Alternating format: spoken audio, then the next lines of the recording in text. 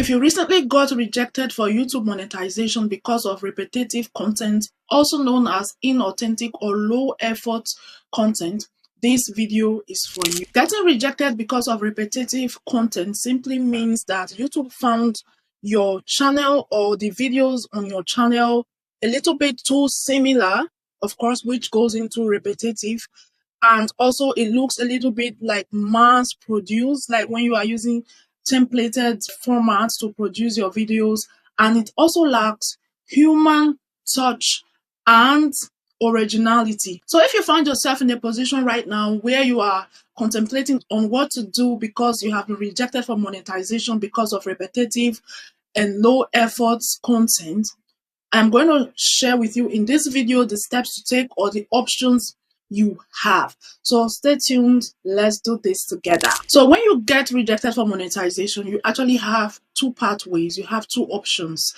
The option number one is to appeal, and the second option is to fix your channel and then reapply after 30 days or 90 days, depending on if that was your first rejection or your second rejection. So now, when should you appeal? Take note that sometimes YouTube could also make mistakes. It could be that they just rejected your monetization for whatever reason, all right? So you as the creator, if you know that the reason why they are rejecting your monetization application is not exactly true, like your content are original, they are not repetitive, they are not low effort or mass produced, and you are sure, very, very sure that the reason why they are rejecting your monetization is false, then you have the right to appeal. And if you do plan to appeal, here's exactly what you should do. You have 21 days. You have to make your appeal within 21 days. And appeal usually comes with a recorded video. You have to ensure that you are recording a video that is under 5 minutes, documenting and explaining exactly how you produce your video. It's more like giving YouTube proof why your videos are not repetitive or why they are not low effort and why they don't lack human touch and why they are not mass produced. All right, so you are going to document your appeal in a video that is less than 5 minutes, and then you are going to show all these procedures that you usually take when you are creating your videos. So this is why if you are a faceless channel, each time you are producing your video, your scripts, the process of your work, if possible, try and store it somewhere. Okay. And another thing that is very important if you decide to appeal is never delete any video from your channel. All right. If you got rejected for monetization because of repetitive content and you know that you are not guilty of what you are accused of, do not delete any video from your channel before appealing. Okay, because if you do delete any video and then you appeal, your appeal might get rejected. The logic behind that is if you are 100% sure that your channel is not violating anything and you decide to appeal their rejection, there is no need to delete any video. So basically, that's what you need to know if you decide to appeal. Now, the second option, if you do know that yes, your videos do look similar, your videos do lack human touch, it does seem mass produced and repetitive, especially when you look at your thumbnails and your titles and also your overall scripting, then you have to take your time to fix your channel. And this is exactly the steps you should take before you go ahead and reapply after 30 days or 90 days. Now, bear in mind, if you are getting your first rejection, you usually have 30 days to reapply. But if it is already your second or third rejection, for example, you have then 90 days to reapply for monetization. So it's always important to know and remember your deadlines so that you don't miss the opportunity to reapply for your monetization. Now, the first move to make when you know that, okay, your channel does fall under repetitive and mass produced, is to take your time and go through your channel.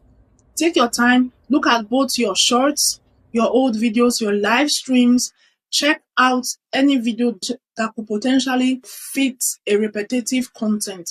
What I have noticed with some faceless channels, especially prayer channels, is the titles could look repetitive, the thumbnail can look repetitive. If you are using titles like Day 1 Prayer for Restoration, Day 2 Prayer for that, Day 3 Prayer for this, for example, or Powerful Restoration, Restoration 3, all those type of titles can fall under repetitive content, okay?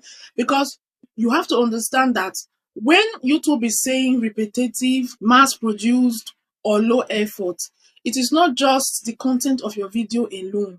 They also check your description, your title, your thumbnail. So if the thumbnails look similar, almost the same, almost identical, like we are talking about, a subscriber should come to your channel right now and they're not even able to tell apart which video they watched before and which one they didn't watch yet, because the titles are so similar, the thumbnails are so similar. Even the starting of your video is always so similar. Like 1 minute into your video, it feels as if I am watching the same video I watched on your channel yesterday. So things like this is what you should take note of. And like I said before, check your shorts, your live stream tab, your long form video, check everything. Make sure that anything that is looking repetitive, you are able to fix it before reapplying. And videos that just seem as if you are just uploading a video for the sake of it. If your video is not bringing any value, you are not teaching anything, you are not treating any particular topic in a video, you just upload for the sake of it, that can also fall under low effort video. For example, if you are just uploading slideshows with captions, like things that doesn't really make sense, you just upload it for the sake of it.